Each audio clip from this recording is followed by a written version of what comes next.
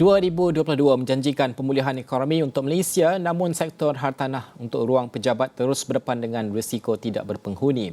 Ini susulan trend pengaturan kerja hybrid, ruang pejabat tidak lagi menjadi pilihan utama majikan. Ruang pejabat yang tidak berpenghuni bukan sahaja memberikan kesan buruk kepada pemilik dan juga pengurusan bangunan, tetapi juga memberi kesan kepada keseluruhan pasaran hartanah komersial dan ekonomi secara amnya. Dan juga peruncit lain seperti restoran, kedai seberaneka, pasar raya, gimnasium dan juga banyak lagi kini semakin enggan untuk mengambil risiko ke atas ruang fizikal di dalam pejabat atau menara bercampur kerana bimbang kejatuhan yang rendah dan pangkalan pelanggan yang semakin berkurangan. Antara penyelesaian yang wujud adalah mewujudkan ruang kerja bersama, dan juga itu bukan sahaja baik untuk pasaran hartanah dalam jangka pendek tapi juga menawarkan penyelesaian jangka panjang. Untuk membincangkan lanjut, kita bersama dengan pengasas bersama dan Ketua Pegawai Eksekutif Infinity 8, Sheah Liang. Good morning, Sheah. Thank you so much for joining us this morning. First of all, the pandemic has brought about many changes to our lives, especially in the workplace, whereby more companies are opting for hybrid work arrangements. As a co-working space provider, can you give an insight on whether the pandemic has one way or another affected businesses such as yours? Hi, good morning, Najib, and good morning, everyone. Happy Friday. My name is Lee, and I'm the CEO and co-founder of Infinity 8. We run co-working spaces in Kuala Lumpur and Johor Bahru. Regarding the questions, we actually divide the pandemic into 4 phases. The first MCO actually impacted us very insignificantly because remember it started 2020 in I think it was about 18th of March, and it lasted for about 1 month and a half. So the government was giving a lot of subsidy to companies, so that wasn't being impacted so much. And during the second MCO, if you remember, it was during the period of after the Sabah elections and after 2021, that was not being impacted as well because offices are allowed to be reopened and the co-workers are allowed to be coming back as well. So the second impact was not very much as well. And the third phase, which is the FMCO, we call it, and it was during last year between the period of June to September. So that was being impacted pretty badly. And I would say because the period and the length of the imposed MCO was very long, and the Delta variant was very strong as well. So I think at the point in time, we do see some impact in terms of people quitting co-working spaces, and but on the other hand, bigger enterprises and some essential co-workers, they're actually looking at more spaces as well. So we do lost some of our clientele, and but on the other hand, we actually have some enterprises and essential co-workers taking up more spaces during the FMCO.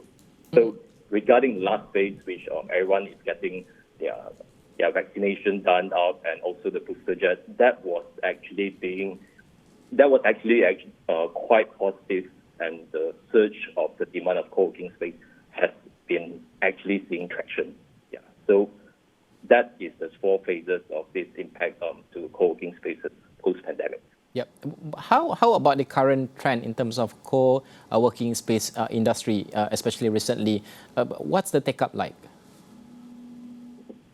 Our take-up rate generally is about 85% to 95% in most of the branches. And we just started one in Kuala Lumpur. The take-up rate, we started about 1 month ago. The take-up rate is about 40%. So we have seen confidence and also increasing surge in terms of demand in flexible workspace. And we also believe that other co-working space operators, they are doing pretty good as well. So the flexible workspace is actually slowly gaining traction, and we are seeing a lot of demand in future. And also, you are on the opinion that this trend could positively impact the property market in the short term and long term. Can you elaborate more on how it will benefit the property market, especially for the office building and all that? We are actually seeing a trend of people going to the suburban area because of hybrid working arrangement as well as decentralizing of offices. So in the CBD areas, generally the centers or even the office operators aren't doing that great. and in the suburban areas, the centers of co-working spaces and as well as office spaces, the demand has been surging. So in terms of mid-term or long-term planning of these co-working spaces as well as its demand, we will see this impact is going to be on unutilized spaces in all these office operators and all these office towers. So I think that is going to be quite positively being taken up by more flexible workspace as more of the offices are decentralizing and also going towards the suburban area. Lee, how about cost for these employees? How do you ensure it won't add up to existing cost of hybrid working arrangement for them?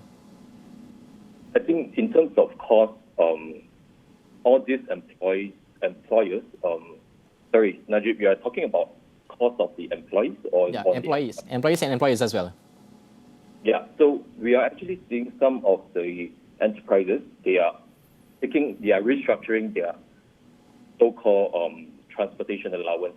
So they are transferring this transportation allowance into allowance on work from home, or actually upgrading the infrastructure and the setting of the work from home for their alternative office. So some of these employees are actually utilizing these allowances to actually go to co-working spaces if their work from home setting is not very conducive for work. So we are seeing this trend of transferring of a traditional allowances to a more updated and relevant allowances. So I think in terms of cost, fortunately, some of the companies, they are seeing this and they are transferring this into a relevant allowance.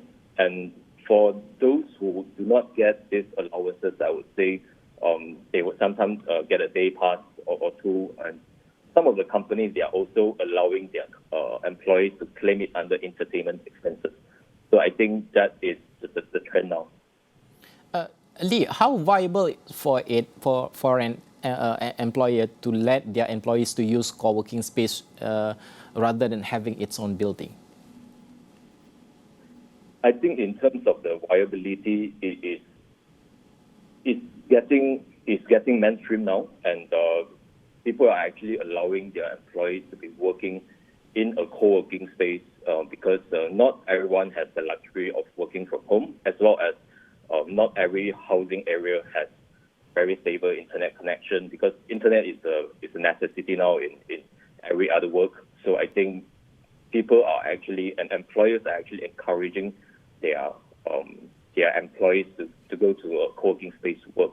So say, for example, one of our co-workers, and during the hybrid arrangement where their employees are actually put at a work from home mood, they are actually being encouraged to go to our other centers, meaning to say not their main office.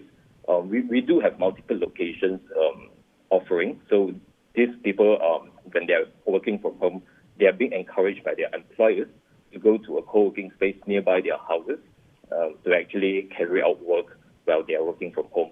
Yes. You are now in Johor and Klang Valley, I would say, but what's your next trajectory and plan for Infinity 8? Do you plan to go to Penang or any other states? We are actually actively looking at major cities in Malaysia. So currently we are in 2, and we are looking at other major cities. And after the major cities, we are looking at second-tier cities. So it's actually a different, the market in major cities and the market in the second-tier cities pretty much different. And we are actually seeing we are actually building different offerings for different markets. Okay, last but not least, what are maybe your hopes for co-working space providers in the future? I think my hope for the co-working space providers are going to be, we're continuing changing the working lives of Malaysians, and I'm talking about Malaysia, flexible workspace provider. And we are also hoping that different offerings can be built towards meeting the needs of different markets. So say, for example, there are people who actually need office towers for their offices. People are actually only need probably a shop lot or just a commercial building just to carry out their work. And perhaps in the creative industry, there's also creative communities that actually need a space to collaborate or to carry out their regular trainings, their brainstorming sessions. So we hope this is going to be prevalent and continue to actually providing more quality workspaces for Malaysians. Alright, Lee, thank you so much for joining us this morning. Itu tadi Sheah Liang Lee yang merupakan pengasas bersama dan Ketua Pegawai Eksekutif Infinity 8. Ini berkaitan dengan co-working space ataupun tempat kerja secara bersama ini yang mendapat trend dan juga momentum pada ketika ini dan juga mampu menyelesaikan isu hartanah ruang pejabat yang tidak terjual ataupun tidak tersewa disebabkan oleh pandemik, dan juga ramai majikan kini mengambil trend ataupun melibatkan trend untuk arrangement kerja secara hybrid ataupun secara dari rumah ini, menyebabkan ruang-ruang pejabat kini kosong, tidak disewa dan sebagainya. Jadi ini antara penyelesaian untuk sektor hartanah seperti ini. Baik, semua itu kami akan rangkumkan di laman web kami astroawani.com, dan sudah pasti segala maklumat mengenai calon dan juga aspirasi merakyat Johor serta laporan komprehensif menjelang pilihan raya negeri ke-15 Johor ada di laman web kami astroawani.com, dan segala maklumat lain juga di laman web kami dan juga aplikasi Astro Awani. Terima kasih kerana menonton saluran berita paling dipercayai di Malaysia. Saya Najib Arif. Assalamualaikum dan salam hormat.